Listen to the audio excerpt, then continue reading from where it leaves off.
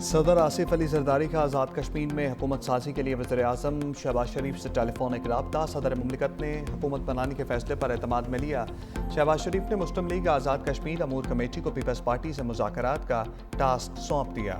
مسلم league committee کے سربراہ احسن اقبال، ممبران میرانا ثناء اللہ اور امیر مقام شامل۔ پیپلز پارٹی کے ساتھ مذاکرات سے قبل کمیٹی کی مسلم لیگ آزاد کشمیر سے مشاورت۔ نون لیگ نے پہلے اپوزیشن میں بیٹھنے کا کہا تھا۔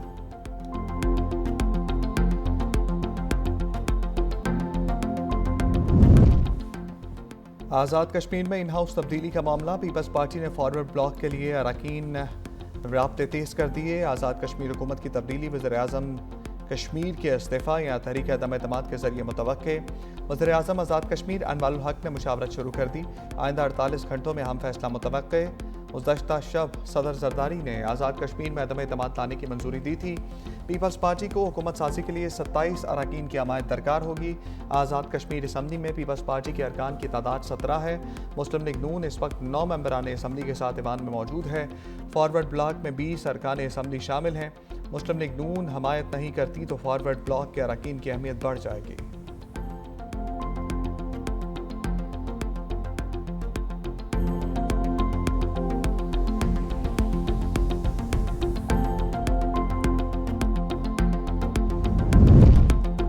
گھریلو صارفین کے لیے ملک بھر میں گیس کنیکشنز کھول دیے گئے۔ وزیر اعظم شہباز شریف نے RLNG گیس کنیکشنز کا اجرا کیا۔ تقریب سے خطاب میں کہا، آج عوام کا ایک دیرینہ مطالبہ پورا ہو گیا۔ 2022 میں PJM حکومت کے دوران گیس کی فراہمی ایک بڑا چیلنج تھا۔ عوام کا یہ اہم تقاضا تھا کہ گیس کنیکشنز کا اجرا کیا جائے۔ اس وقت صارفین سے معذرت کرنا پڑی۔ آج گھریلو صارفین کو معیاری ایندھن دیا جا رہا ہے۔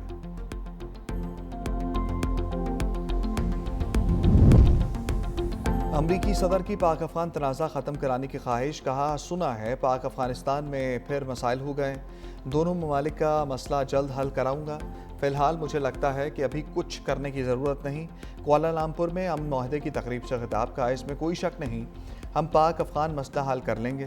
ٹرمپ کی وزیر اعظم شہباز شریف اور فیلڈ مارشل سید عاصم منیر کی پھر تعریف، کہا پاکستان کے وزیر اعظم اور فیلڈ مارشل اچھے لوگ ہیں، بولے 8 ماہ میں 8 جنگیں رکوائیں۔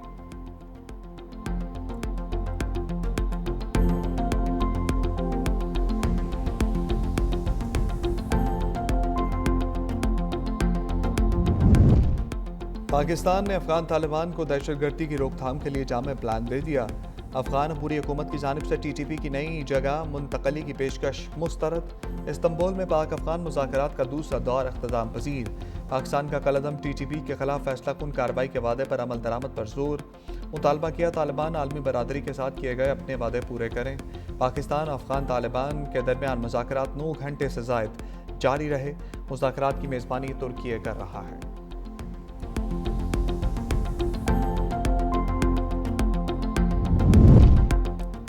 اور وزیر اعظم شہباز شریف کی جاتی عمرہ آمد، صدر نون لیگ نواز شریف سے ملاقات، ملکی سیاسی صورتحال پر تبادلہ خیال۔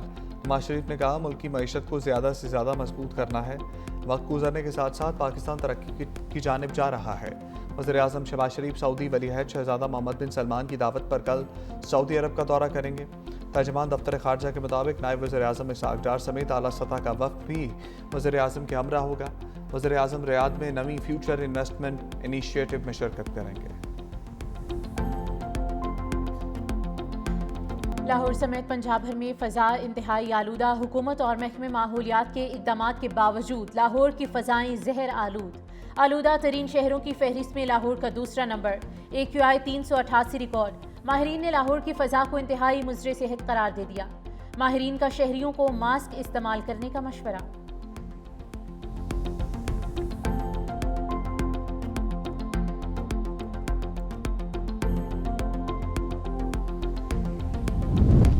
کراچی کی خوبصورتی اور جدید انفراسٹرکچر کے فروغ کے لیے عملی اقدامات تیز۔ وزیر بلدیات سندھ سید ناصر حسین شاہ، صوبائی وزیر سید غنی اور دیگر کا مختلف علاقوں کا دورہ۔ شاہین کمپلیکس، II چندریگا روڈ، میٹروپول سمیت مختلف مقامات کا ترقیاتی منصوبوں کا جائزہ لیا۔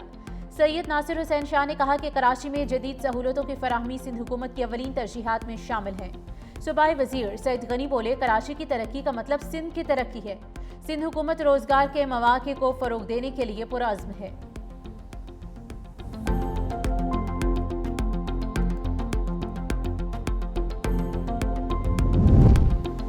جرگہ کسی آپریشن کو قبول نہیں کرتا، آپریشن بند کیے جائیں۔ وزیر اعلیٰ خیبر پختونخوا سہیل آفریدی کا پشاور جرگے سے خطاب، کہا اب کسی قبائلی کی جان نہیں جائے گی، اگر جائے گی تو اس کا حساب کتاب ہوگا۔ ہمیں استعمال شدہ گاڑیاں نہیں چاہیے، ہمیں حقوق چاہیے۔ ہمارا مطالبہ ہے کہ قبائلی اضلاع کو ان کا حصہ دیا جائے، فیصلوں میں یہاں کے لوگ اور صوبائی حکومت شامل ہو۔ یہ جرگہ ان لوگوں کے لیے پیغام ہے جو قبائلیوں کو نہیں مانتے۔ امن جرگے کے لیے تمام قبائلی اضلاع جاؤں گا۔ پاکستان کو تسلیم کرنا قبائلی لوگوں کی اپنی مرضی تھی، ہمیں فخر ہے کہ ہم پاکستانی ہیں۔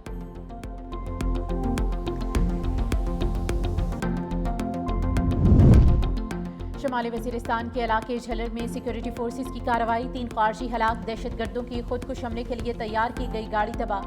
آئی ایس پی آر کے مطابق بھارتی فتنہ الخارج کے دہشت گرد خود کش حملے کی تیاری میں مصروف تھے۔ سیکورٹی فورسز نے بروقت کارروائی کر کے دہشت گردوں کی گاڑی کو تباہ کیا۔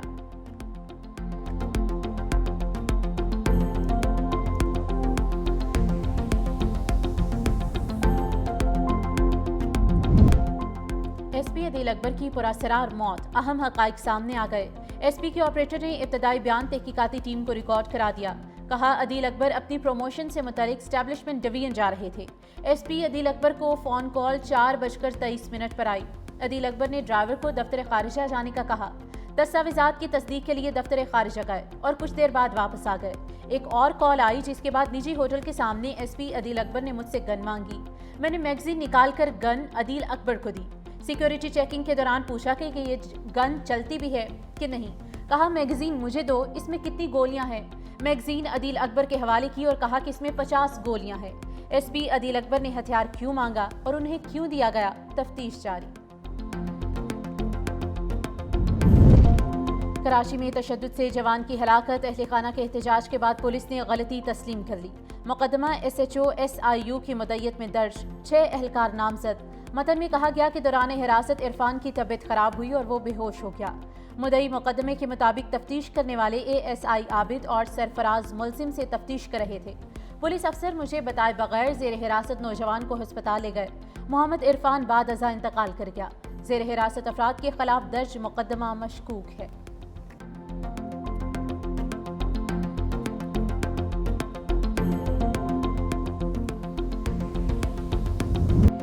نائک سیف علی جنجھوا شہید نشان حیدر کا 77واں یوم شہادت، ضلع کوٹلی میں شہید کی یادگار پر وقار دعائیہ تقریب، چاکو چوبند دستے نے پھولوں کی چادر چڑھائی۔ شہید سیف علی جنجھوا نے 1948 میں کشمیر جنگ کے دوران بھارتی فوج کے لگاتار حملوں کے خلاف پیر کلیوہ پہاڑی کا بہادری سے دفاع کیا۔ بے لوث بہادری ملک کی خود مختاری کی حفاظت کرنے والوں کے لیے بڑی مثال۔ وفاقی وزیر داخلہ محسن نقوی نے خراج عقیدت پیش کرتے ہوئے کہا کہ شہید سیف علی جنجھوا جیسے سپوت پاکستان کی مسلح افواج کا مان ہے۔